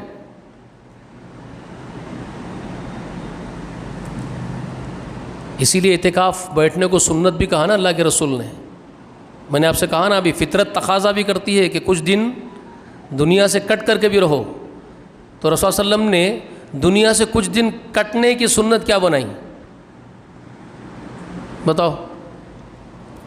دنیا کے کام و کاج سے, جھمیلوں سے کچھ دن کٹ کے اپنے رب کے لیے ہی وقت کھپا دو شب و روز کے. اس کو رسول اللہ نے سنت بھی قرار دیا, اس کو عبادت قرار دیا, اور بڑی فضیلتیں اس کی بیان فرمائی. کون سی عبادت ہے وہ جی؟ اعتکاف ہے رمضان میں ہی. جو رسول صلی اللہ علیہ وسلم جا کر کے رمضان میں ہی غار حرا میں بیٹھتے تھے, تو آپ نے اسی سنت کو اپنی رمضان کے لیے رکھ دیا کہ آخری عشرے کے 10 دن اعتکاف کر لو. اس کی فضیلت بھی بیان کی. تو اعتکاف اصل میں ہے کیا؟ دنیا و مافیہا سے کٹ کے اپنے رب سے 10 دن اپنے لیے چھوڑ دے, اللہ کے لیے رکھ دینا پورے کے پورے. یہ ہے اعتکاف. مگر اب یہ اعتکاف بھی ایک رسم اور فارمیلٹی بن گئی ہے, ایک ڈھونگ بن گیا ہے. اس میں بھی پاکھنڈ آ گیا. اور یہ اعتکاف کے بارے میں رسول اللہ نے کیا کہا تھا معلوم ہے؟ اس کا اخلاص کیسا مطلوب ہے اللہ تعالیٰ کو اس اعتکاف کا, اس کی نوعیت کیسی ہونی ہے. اللہ کے رسول فرمایا کرتے تھے, اگر کسی بستی اور قریے سے ایک آدمی بھی اعتکاف میں بیٹھ گیا آ کر کے مسجد میں تو انشاءاللہ وہ اعتکاف اس کا پوری بستی کے جانب سے کفایت کر جائے گا. یہ صحیح حدیث ہے, معلوم ہے نا آپ کو بھی. کیا مطلب ہے رسول اللہ کے یہ بولنے کا؟ ایک آدمی بھی, یعنی وہ ایسا اعتکاف چاہیے جس میں وہ ساری دنیا چھوڑ دیا ہو, وہ ایک بھی بیٹھے گا تو ساری بستی کی طرف سے کفایت کر جائے گا. لیکن آج کیا ہو گیا, مسجدوں میں جگہ نہیں مل رہی ہے اعتکاف بیٹھنے کے لیے, ہر جگہ کے خیمہ لگا ہوا ہے. اور یہ اعتکاف کیا بن گیا؟ یہ کمپٹیشن بن گیا, فیشن بن گیا. مسجد میں رسول اللہ اعتکاف بیٹھے, ایک زوجہ محترمہ, صحیح حدیث سنا رہا ہوں آپ کو, بخاری میں بھی ہے مسلم میں بھی, ایک خاتون آپ کی زوجہ محترمہ ہماری ماں آ کر کے اعتکاف بیٹھ گئی. چپ رہے اللہ کے رسول, بولے اللہ کی بندی ہے بیٹھ رہی ہے, بیٹھنے دو, کچھ نہیں بولے. اتنے میں ایک اور خیمہ لگ گیا اور ایک بیوی آ گئی, پھر اور ایک بیوی آ گئی. آپ صلی اللہ علیہ وسلم فرمائے خیمے اکھاڑو ان کے یہاں سے. اب یہ کیا بن گیا تھا؟ اب اس میں وہ اخلاص نہیں رہا, وہ للہیت نہیں رہی. اب کمپٹیشن آ گیا ہے, تو بیٹھی میں بھی بیٹھوں. سمجھ میں آ رہی ہے آپ لوگوں کو باتیں میں کیا کہنا چاہتا ہوں؟ آج آپ کا اعتکاف کیا ہے آپ جائزہ لے لیجئے. مسجد میں اعتکاف بیٹھا ہوا, موبائل چالو ہے, اخبار برابر آ رہا ہے گھر سے,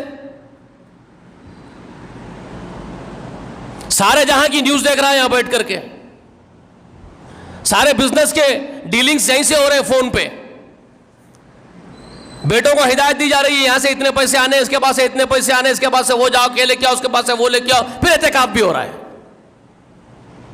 چولہے میں ڈالتے رہا اعتکاف اور تو دونوں بھی جاؤ. ارے سنسار سے تعلق توڑ کے اپنے رب سے جوڑنے کے لیے کہا تجھے,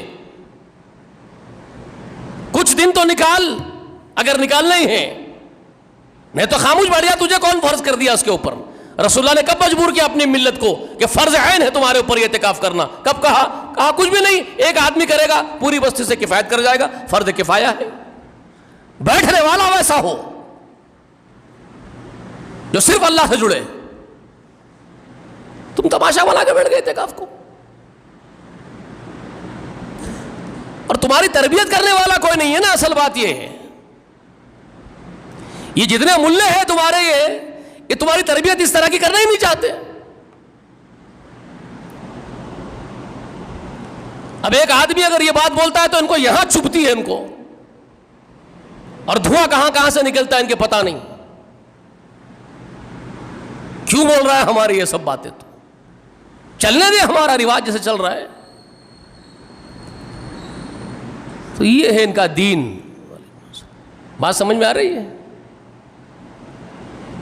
تو اعتکاف سنت ہے نا, رسول اللہ نے اس کو منع تو نہیں کر دیا کہ اعتکاف کے لیے تو فضائل بیان کیے.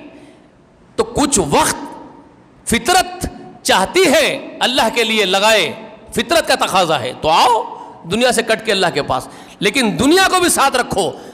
10 دن کا اعتکاف کرو اس اخلاص کے ساتھ, سارے جہاں سے کٹ کے طرف سے جڑو. اس کے بعد جب باہر نکلو تو حقوق العباد کی ادائیگی کرو, پھر تگ و دوڑ بھی کرو, بیوی کا بھی حق ادا کرو, بچوں کے بھی حق ادا کرو. یہ بھی نہیں ہو سکتا کہ سارے بیوی کو چھوڑ دو, بچوں کو چھوڑ دو, سنسار ہی چھوڑ دو, سنیاسی بن کر کے جا کے جنگل میں بیٹھ جاؤ بیابان میں. یہ نہیں ہے. یہ نصرانیوں نے ایجاد کر لیا تھا اس دین کو, اس تصوف کو, اور پھر وہاں سے پھیلا. بلکہ اس سے پہلے سے ہی آ رہا تھا. یہ نصرانی بھی اولین نکالنے والے خطا کار نہیں ہو سکتے اس کے, یہ بہت پہلے سے چلا آ رہا کانسیپٹ یہ دنیا میں, ہزاروں برس کا بگاڑ ہے یہ, جو انہوں نے بھی اڈاپٹ کر لیا تھا نصرانیوں نے بھی اس کو. تو خیر میں آپ کو اب یہ بات بتا رہا تھا کہ جبریل امین وحی لے کر کے غار حرا میں آئے جب فطرت اس بات کو تلاش رہی تھی کہ حق کہاں ہے, تو وہ حق اللہ تعالیٰ نے دے کر کے بھیجا. قل جاء الحق وزهق الباطل ان الباطل کان زہوقا. حق آ گیا ہے, اب باطل مٹے گا اور باطل کو مٹنا ہی ہے. یہ پہلی وحی کا اترنا کوئی معمولی چیز نہیں تھی. اس کائنات کا سب سے عظیم دن تھا وہ دن، انقلابی دن تھا وہ، ریولیشن والا دن تھا وہ، سب سے بڑا ریولیشن تھا وہ، جس کی بگننگ ہوئی تھی، جس کی بگل بجا دی گئی تھی جبریل کے ذریعے سے کہ جبرائیل لے کر کے وحی قرآن کی اتر جا. یہ وہ آخری بگل ہے جو اب بجے گا تو انقلاب برپا ہوگا کائنات میں.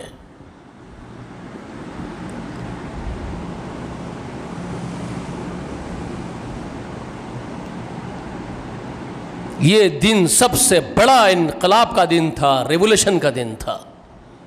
پہلی وحی جب نازل ہوئی تھی محمد رسول اللہ صلی اللہ علیہ وآلہ وسلم پر،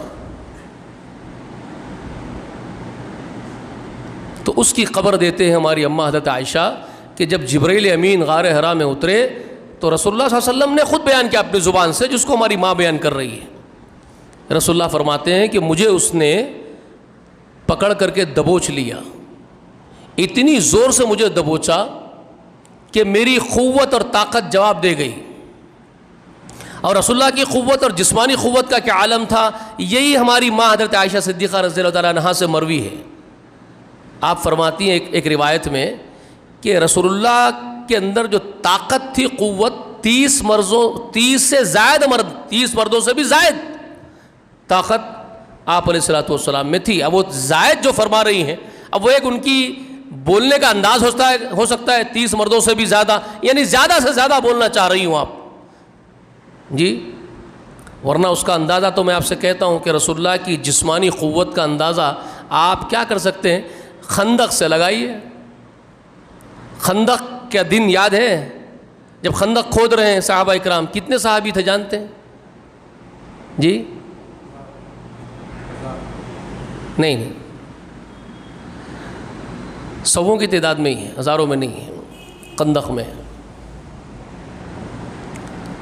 کھانا کھانے کے لیے جو گئے تھے، بہت بدعتی حضرات بہت مزے لے کے بیان کرتے ہیں اور فاتحہ کا جواز وہیں سے لے کے آتے ہیں. معلوم ہے آپ کو، کھانے پکا کر کے کھانے پر فاتحہ دینے کے لیے دلیل کیا ہے ان کے پاس جانتے ہیں؟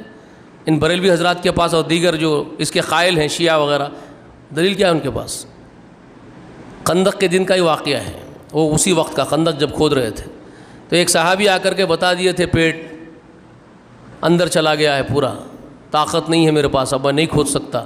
تو رسول اللہ صلی اللہ علیہ وسلم بھی اٹھا کے بتائے، پتھر لٹکائے، پیٹ اندر جا رہا ہے تو تکلیف سے جو پیٹ کھینچ رہا ہے اندر بھوک سے، تو آپ پتھر بند کے لٹکائے تاکہ اس سے کچھ افاقہ ہو سکے. مگر ہوتا ہے کیسا؟ ہوتا تو نہیں ہے، لیکن لٹکائے. رسول اللہ علیہ وسلم بھی تو بتائے کہ دیکھو میرا بھی یہ حال ہے.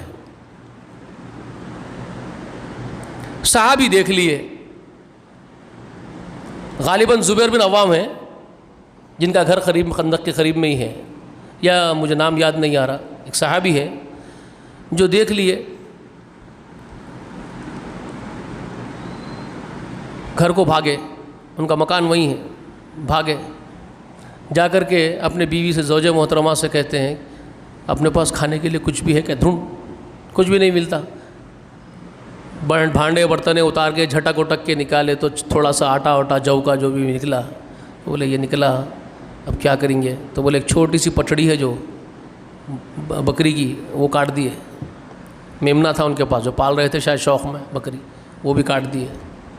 اس کا تھوڑا سا گوشت نکلا، اس کا کچھ ستو بنا دے، اچھا سا بنا دیے. بولے رسول اللہ کو لے کے آتا ہوں میں. رسول اللہ بھوک سے پیٹ میں دیکھا ہوں اندر چلا گیا، پتھر باندھے ہوئے ہیں، میں لے کے آتا ہوں. بھاگے رسول اللہ کے کان میں جا کے بولے اللہ کے رسول کھانا کھانے چلیے، میرے گھر پہ بول کے آیا ہوں. اللہ کے رسول صلی اللہ علیہ وسلم فرمانے لگے بھائی تم لوگ بھی اٹھ جاؤ میرے ساتھ چلو، بھائی کے گھر کھانے کی دعوت ہے. یہ لوگ شرمندگی سے اب زمین میں گڑے جا رہے ہیں. ایک آدمی کا کھانا پکایا، شاید میں کھا سکوں اور میری بیوی کھا سکے، باقی اتنے 100 لوگ تو نہیں کھا سکتے ہم لوگ. اب رسول صلی اللہ علیہ وسلم سب کو بول دیے سب کے سب چلو، تو ابھی شرمندگی سے کٹے جا رہے ہیں، کچھ بول نہیں پا رہے ہیں. لوگ رسول کے کان میں جا کے اللہ کے رسول مجھے شرمندگی ہو رہی ہے، معافی چاہتا ہوں، اتنا نہیں ہے، اتنے لوگ کیسے کھائیں گے؟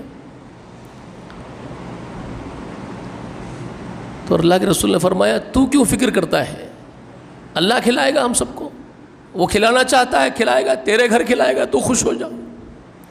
گئے، کہا جو کچھ پکایا وہ میرے پاس لے آ، جو بھی پکایا ہے ہنڈی تیری وہ میرے پاس لے آ. وہ اٹھا کے لے آئے. اللہ کے رسول اپنی کمبلی اتارے.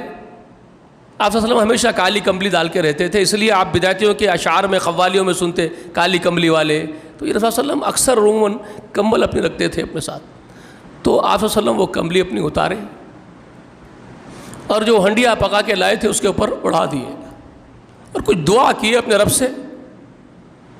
اور پھر لوگوں سے فرماتے ہیں کہ ہر آدمی اپنا برتن لو، جو بھی ہے لے کے آؤ، جو بھی تم کو ملتا ہے وہ لے کے آؤ، اس میں سے میں ڈال دیتا ہوں، چادر کے نیچے سے وہ لیتے جاؤ اور جاؤ کھاؤ. لوگ آ رہے ہیں، آپ صلی اللہ علیہ وسلم کو ڈال کے دے رہے ہیں، جا رہے ہیں، کھا رہے ہیں، سینکڑوں لوگ ہیں، خوب سیر ہو کے کھا رہے ہیں. گھر والوں سے بول رہے تم لوگ بھی کھا لو، سب کھا لیے. اللہ کے رسول تناول فرما لیے. اس کے بعد آپ علیہ الصلوۃ والسلام کپڑا اپنا اٹھائے اور کندھے پہ ڈالے اور ہنڈی دے دیے صاحب خانہ کو، یہ لے تیری ہنڈی، اور چلے گئے. جب وہ برتن ہٹائی، چونکہ تو ہے کچھ بھی خالی نہیں، کچھ بھی نہیں خالی ہوا.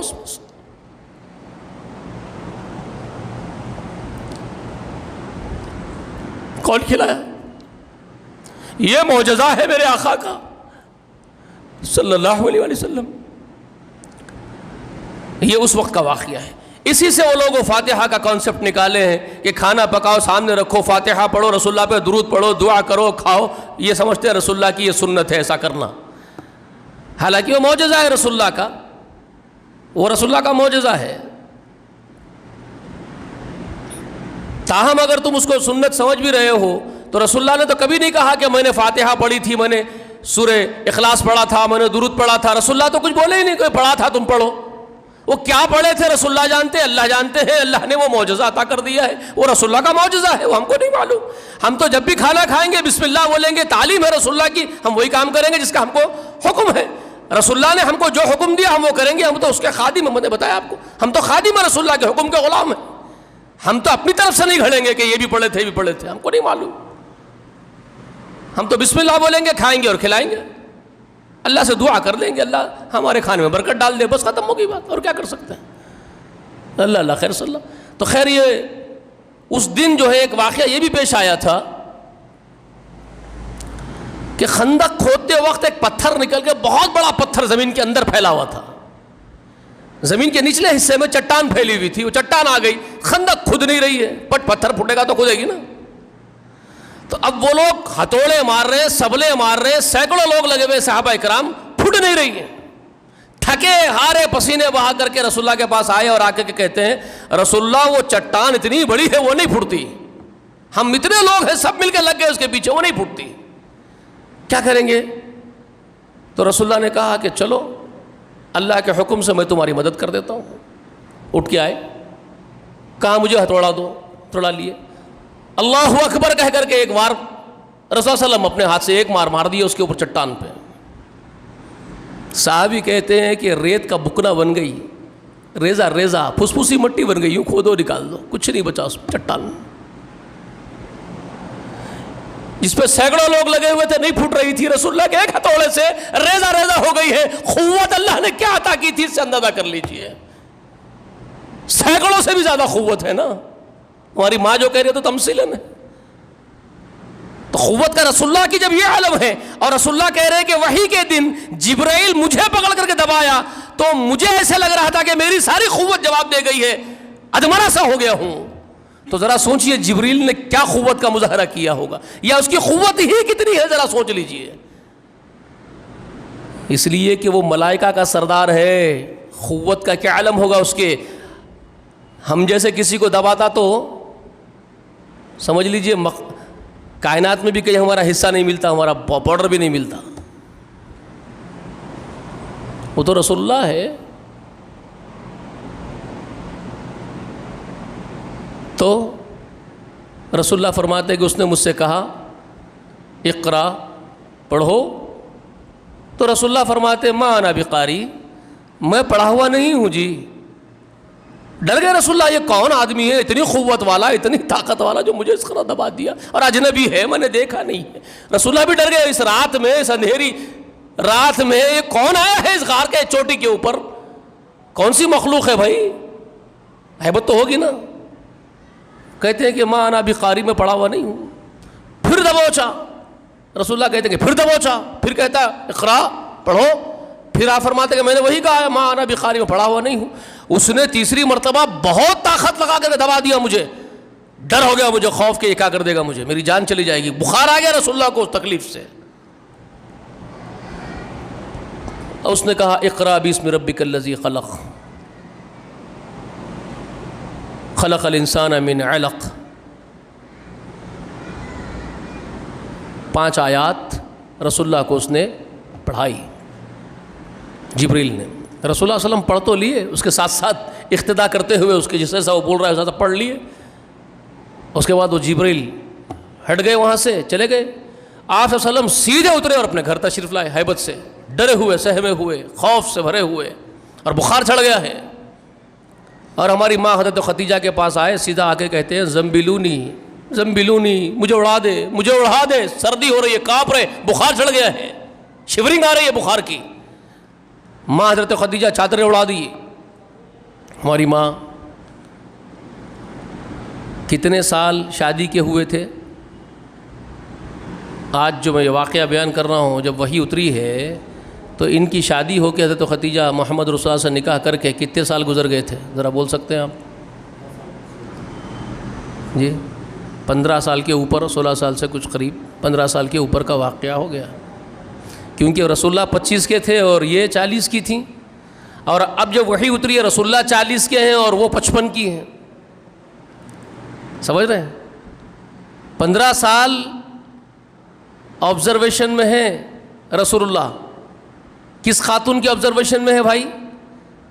ایک الڑ بچی شادی کر کے آئی تھی 14 15 سال 16 سال کی، تو وہ آبزرویشن کر رہی ہو اس کے آبزرویشن میں، اور ایک 40 سال کی بالغ میچورڈ عورت جو دنیا کو جانتی ہے وہ آبزرو کر رہی ہو، دونوں کے آبزرویشن کا کیا فرق ہوتا ہے؟ سمجھ پا رہے ہیں جی؟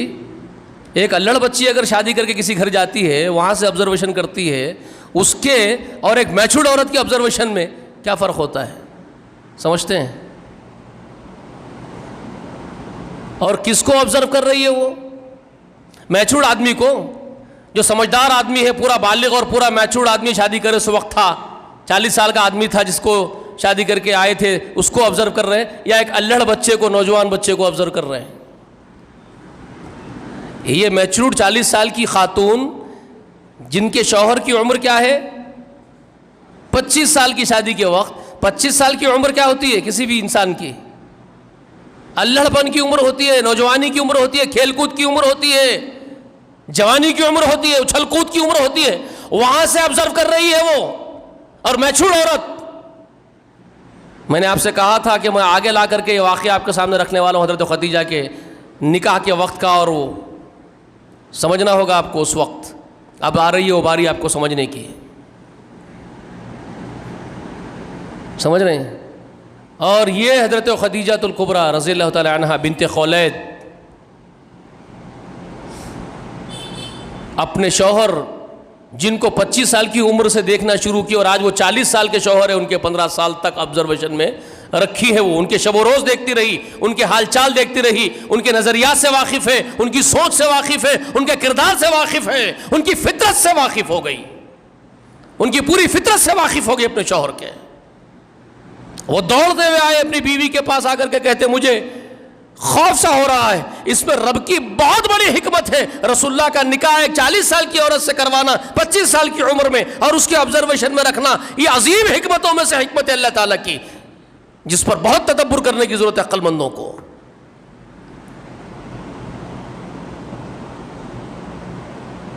اس رات انتہائی گھبرائے ہوئے، کیونکہ وہ مخلوق سامنے آئی ہے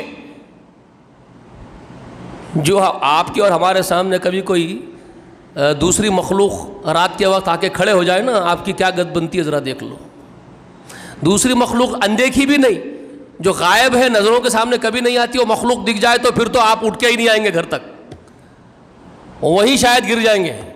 دیکھی ہوئی مخلوق بھی اگر آ جاتی ہے نا، کبھی کوئی بور بچہ آ کے کھڑے ہو جائے، کوئی بھیڑیا آ کے کھڑے ہو جائے، تب کیا گد بنتی ہے دیکھ لیجئے، وہ تو دیکھی ہوئی مخلوق ہے۔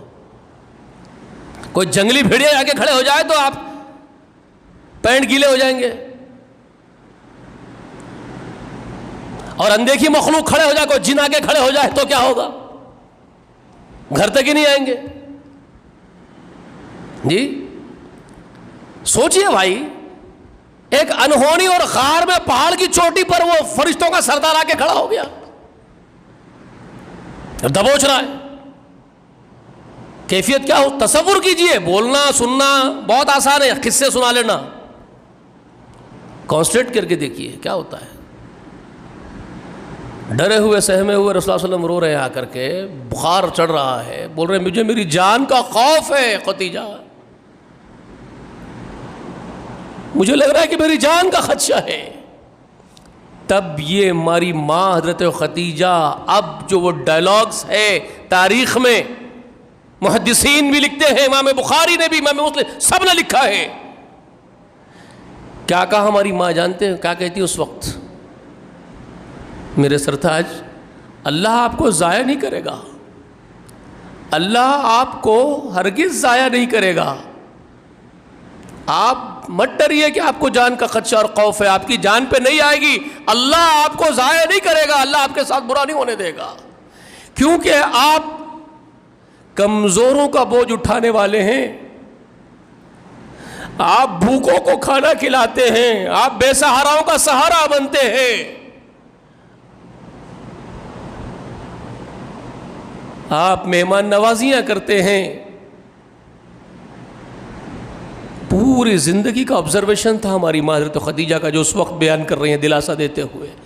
اللہ کسی ایسے بندے کو، ایسے آدمی کو، ایسے نرم خو آدمی کو، ایسے مہربان کو مخلوق کے اللہ کیسے ضائع کرتا ہے، جو اس کی کمزور مخلوق کا خود سہارا بنتا ہے، ہمیشہ کمزوروں کا بوجھ اٹھاتا ہے، بے سہاراؤں کا سہارا بنتا ہے، بیواؤں کی توجہ کرتا ہے، یتیموں کا ماوا بنتا ہے، جو خود نہیں کھا کے بھوکوں کو کھلاتا ہے، خود نہیں پی کے پیاسوں کو پلاتا ہے، خود نہیں پہن کر کے مجبوروں کو پہناتا ہے، جو مہمان نوازی کرتا ہے.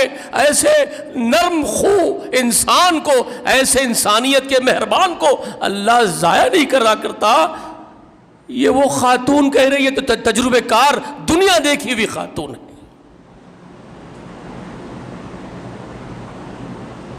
یہ ہے بیوی کی گواہی، جس نے شب و روز ایک ایک پل اپنے شوہر کے ساتھ زندگی گزارنے کے بعد اپنے پورے زندگی کے تجربے کو اور اپنے پورے آبزرویشن کو وہاں بیان کر رہی ہے کہ تم ایسے ہو کہ تم پر رحم ضرور کیا جائے گا آسمان والے کی طرف سے، تم کو ضائع نہیں کیا جائے گا. بیوی کی گواہی.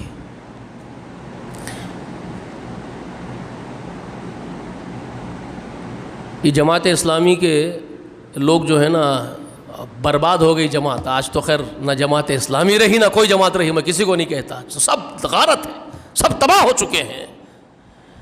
لیکن جب ان کی شروعات ہوئی تو مجھے معلوم ہے، کیونکہ کچھ لوگ ہمارے خاندان قبائل کے بھی ان میں سے تھے. میرے خاندان میں تبلیغی جماعت کے بھی لوگ تھے، جماعت اسلامی کے بھی لوگ تھے. اہل حدیث تو میں اکیلا ہوا ہوں الحمدللہ، اللہ نے مجھے شرف عطا کیا. یہ بہت تحقیق کرنے کے بعد، اللہ کے دین سے محبت کرنے کے بعد جب جا کر کے مجھے یہ صاف ستھرا شفاف چشمہ ملا ہے کتاب و سنت کا، اسی لیے میں اس کی بہت قدر کرتا ہوں. لیکن اس کو گندلا کیا جا رہا ہے، اس کے اطراف بھی نجس لوگ جمع ہو گئے ہیں جو اس کو گندلا کر رہے ہیں. اللہ سے میں دعا کرتا ہوں کہ اللہ اس کی حفاظت فرما، اس چشمے کی حفاظت فرما. نجس لوگ اس کے اطراف بھی جمع ہو گئے ارد گرد. تو خیر، اس وقت جو شروعات جماعت اسلامی کے لوگ تھے، ان کے پاس جو سسٹم ہے رکن سازی کا، ان کے پاس ممبرشپ جو ملتی ہے رکن سازی وغیرہ، تو یہ لوگ کیا کرتے ہیں، ہر ایک کو ممبرشپ نہیں دے دیتے ہیں. کوئی بھی رکن نہیں بنتا ان کے پاس. برسوں لگ جاتے تھے ان کے پاس خالی آ کے متفق کیسے سے بیٹھنا، کارکن رکن نہیں بناتے تھے. پوری تحقیق کرنے کے بعد انہیں کیسا ہے کدھر ہے. اب تو سود خور بھی بن رہے ہیں، بینک میں کام کرنے والا بھی رکن ہے ان کے پاس. اب تو تباہی ہے، پوری تباہی ہے. لیکن شروعات کی بات کر رہا ہوں، یہ نہیں بناتے تھے. تو ان کے کنڈیشنز میں سے کنڈیشن یہ بھی رکھے تھے یہ لوگ کہ کوئی اگر رکن سازی کا اگر اپلیکیشن ڈالا ان کے پاس، درخواست ڈالا، تو وہ سرچ کرتے تھے اس کو رکن بنانے کے لیے. درخواست آئی، اپلیکیشن آیا، تو اس کو بنانا نہیں بنانا آپس میں مشورے کر کے اس کی تحقیق کرتے تھے. تو اس کی تحقیق میں ایک کالم یہ بھی تھا ان کے پاس لکھنے کا کہ اس کی بیوی سے جا کر کے ملنا اور اس کی بیوی سے اس کے بارے میں پوری گفتگو کرنا کہ شادی ہونے کے بعد سے اب تک زندگی کے کیسے رویے رہے اس کے تمہارے ساتھ, یہ تمہارے ساتھ کیسا بتایا زندگی, یہ بھی پوچھ کے آنا بیوی سے. اگر وہ بیوی بولی ہے نیک ہے صالح ہے تو رکن سازی دینے کے قابل ہے انہیں. اگر وہ بیوی بول دی کہ نہیں گالیاں بھی دیتا مارتا بھی تو پھر اس کو رکن نہیں بنانا. یہ بھی لکھتے تھے وہ لوگ. میں ایک بات بتا دیا آپ کو, شروعات میں ایسا ہوتا تھا ان کے پاس. اب تو خیر تباہی ہو گئی پوری, کچھ بھی نہیں بچا, کہیں بھی کچھ نہیں بچا. اگرچہ کہ میں یہ نہیں کہہ رہا ہوں کہ جماعت اسلامی اگر یہ کرتی تھی تو وہ حق پر ہی تھے, کمزوریاں ہر جگہ ہے, شروع سے ہی ہے. ان کے پاس بھی بڑی بڑی کمزوریاں ہیں. فرقہ پرستی کی چھاپ ہے, 4 فرقوں کو ایکسیپٹ کرتے ہیں. وہ بھی کہتے ہیں کہ 4 میں سے ایک ہونا ضروری ہے, 4 حق پر ہے اور 4 میں سے ایک ہونا. ان کے پاس بھی بیسک وہی ہے شروع سے ہی. بہت غلط ہے, قرآن مقدس کی صریح مخالفت میں ہے یہ بات. خیر میں کبھی انشاءاللہ آگے یہ بات آپ کو بتانے والا اور بتاؤں گا ضرور. بہت ضروری چیزیں ہیں یہ, کہ یہ بنیادی بات بگاڑ ہے یہ. 4 فرقے اگر بن جاتے ہیں آپ تو پھر یونائٹڈ کیسے بنیں گے؟ اسلام تو یونائٹڈ کرنے آیا آپ کو, اسلام تو متحد کرنا چاہتا ہے, قرآن تو آپ کو متحد کرنا چاہتا ہے. تو آپ 4 برحق بول کے 4 ڈویژنز بنا کے رکھیں گے تو متحد ہونے کی شکل ہی ختم ہو گئی آپ کی. پھر کیسے؟ تو قرآن کی تو آپ قرآن مقدس کے مطابق تو نہیں کر رہے ہیں. جو بھی نظام ہے آپ کا وہ تو مخالف میں ہے. تو انشاءاللہ کبھی بات کی جائے گی اس پر بھی. اگر جگہ بڑے بڑے اکابرین علماء ان کے گزر گئے جو یہ بات کہتے رہے ایسے مر گئے. 4 برحق 4 برحق 4 برحق. پھر 4 ہی کیوں برحق بھائی؟ محمد رسول اللہ برحق, جو ان کے نقش قدم پر ہے وہ برحق. 4 ہی کیوں؟ بات یہ کرو نا. تو خیر یہ بات کبھی کسی وقت کی جائے گی. تو آج میں نے آپ کو جو باتیں بتائی ہے وہ یاد رکھیے کہ وحی کے نزول کے بعد رسول اکرم صلی اللہ علیہ وسلم اپنے گھر تشریف لائے تو ہماری ماں حضرت خدیجہ رضی اللہ تعالی عنہا نے آپ کو دلاسا دیا اور یہ فرمایا کہ آپ کو اللہ ضائع نہیں کرے گا. آپ بہت ڈرے ہوئے تھے. اس کے بعد ہماری ماں آپ کو لے کر کے اس رات کو گزر جانے کے بعد آپ صلی اللہ علیہ وسلم کو لے کر کے کس شخص کے پاس گئی ہے, وہ شخص کا نام کیا ہے, وہ کون ہے, انہوں نے کیا پھر رسول صلی اللہ علیہ وسلم کے بارے میں کہا اس وقت, یہ تفصیل بھی میں سمجھتا ہوں آپ ضرور جاننا چاہیں گے انشاءاللہ. ضرور جاننا چاہیں گے نا بھائی. اس کے بعد کیا کیا ہوا, وہ کون آدمی تھے جس کے پاس ہماری ماں حضرت عائشہ ہمارے خدیجہ رضی اللہ عنہا لے کر کے رسول اللہ کو پہنچی ہیں. پھر انہوں نے رسول اللہ کے بارے میں کیا باتیں کہی, یہ بات بھی آپ کو جاننا ہے. اور اس کے بعد پھر وحی کا سلسلہ کیسا رہا یہ بھی تفصیل آپ کو جاننا ہوگا. ٹھیک ہے. پھر پہلی دعوت رسول اللہ کی کہاں سے شروع ہوتی ہے عوام الناس میں نبوت کی, یہ ساری باتیں تفصیل آپ کو انشاءاللہ جاننی ہے, جانیں گے انشاءاللہ. اس کے بعد کے درس انشاءاللہ بہت اہم ہوں گے, تو میں چاہوں گا آپ ضرور اس میں حصہ لیں, تشریف لائیں, اور ہو سکے تو آپ اپنے دوست احباب عزیز و اقارب کو بھی ساتھ لے آنے کی کوشش کریں, کیونکہ اس کے بعد کے درس جو بھی ہوں گے وہ بہت اہم ترین ہوں گے. سب سے بڑی چیز, اصل جو بنیاد ہے اسلام کی, وہ عقیدہ توحید, وہ بہت اہم ہوگا. وہ سامنے آئے گا آپ کا کہ توحید ہے کیا چیز.